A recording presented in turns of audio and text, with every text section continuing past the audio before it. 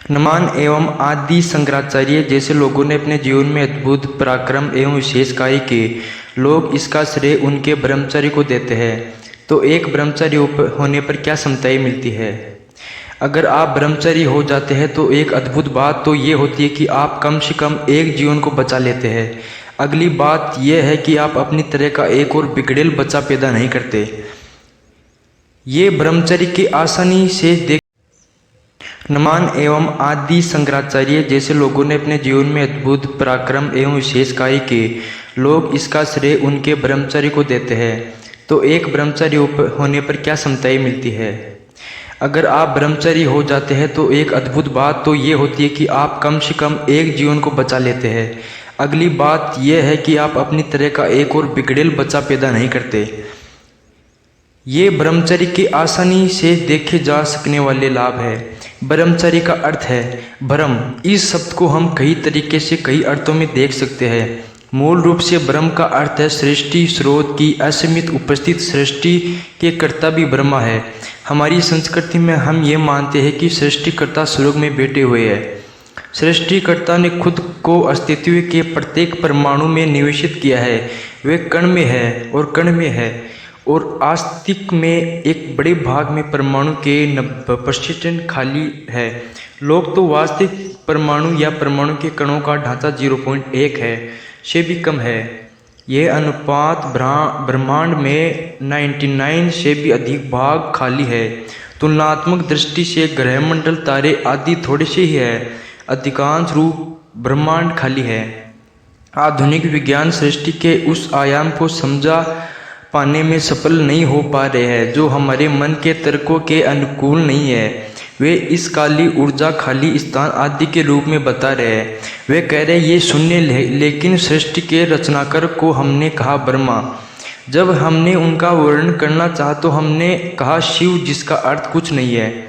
जब हमने उनकी क्षमताओं का वर्णन करना चाहा तो हमने उन्हें ब्रह्मा कहा जो शिव है। वे ब्रह्मा बन गए। जो खाली स्थान था वह सृष्टि का स्रोत बन गया। ब्रह्मचर्य का अर्थ है कि आप अपनी भौतिकता के सीमित परिणाम को समाप्त कर देते हैं, जिसके आप सृष्टि के स्रोत की ओर ब्रह्म की ओर बढ़ते हैं। अगर आप सृष्टि के स्रोत में प्रवेश कर जाते हैं तो स्वाभाविक रूप से आपकी उनकी ओर बढ़ते हैं, जिन्हें हम शिव कहते हैं। वे जो नहीं है। हम वहाँ क्यों जाना चाहते हैं? क्योंकि जब हम किसी सीमा के अंदर बंद हो जाते हैं तो आपके अंदर कुछ ऐसा हो जो उस सीमा के बाहर जाना चाहता है। ये इच्छा या चाहत सीमा फैलाने की नहीं है। आप भी जो सीमा है, ये जो बाहर जाना चाहता है। चाहत असीमित होने की जिसकी रचना हुई है वह असीमित नहीं हो सकता। जिसकी रचना नहीं हुई है सिर्फ वही असीमित हो सकता है। जीवन के इस अर्चित असीमित आयाम को शिव कहते हैं। रॉकेट जैसी ऊर्जा। ब्रह्मचर्य का अर्थ है कि आपने ब्रह्मा की ओर एक रास्ता बना लिया है, जिससे आप ऐसे आयाम में पहुंच जाते हैं जो आयाम रहित है, जिसे शिव कहते हैं।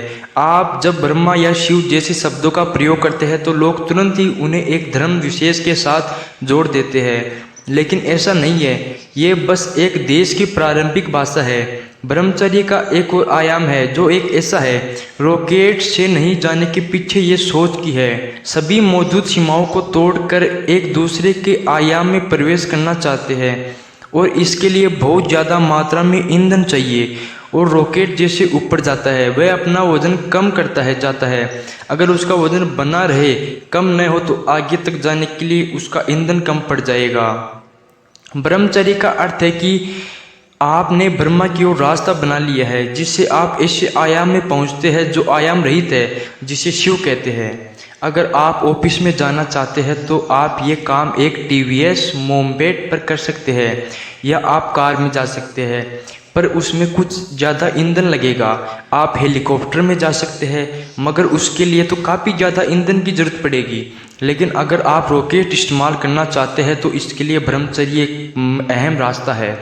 हज़ारों गुना ज़्यादा ईंधन लग जाएगा, लेकिन आप ऑफिस में जाने के लिए रॉकेट का उपयोग नहीं करते। रॉकेट का उपयोग तो सभी मौजूद सीमाओं को तोड़कर एक अलग आयाम के लिए जाता है।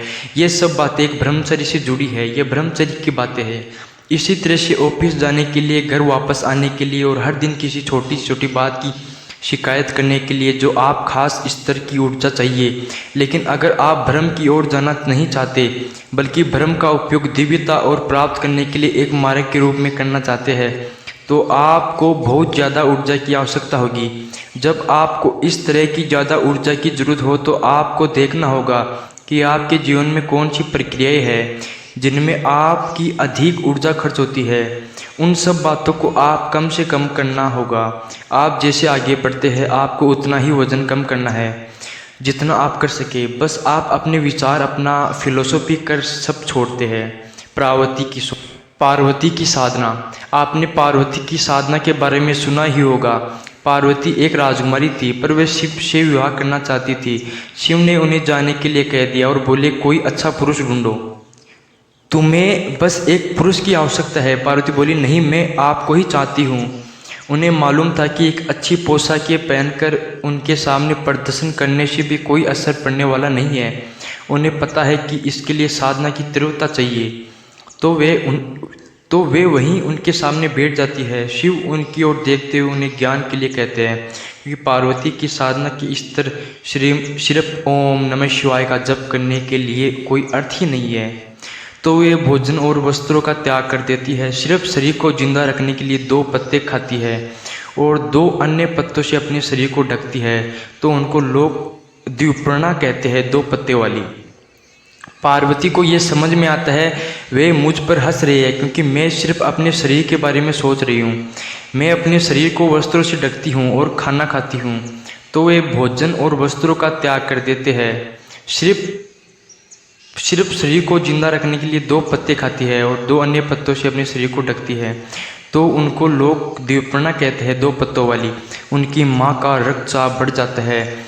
एक तो उनकी बेटी जंगल में बैठी है और फिर वो अपने शरीर को बर्बाद कर रही है।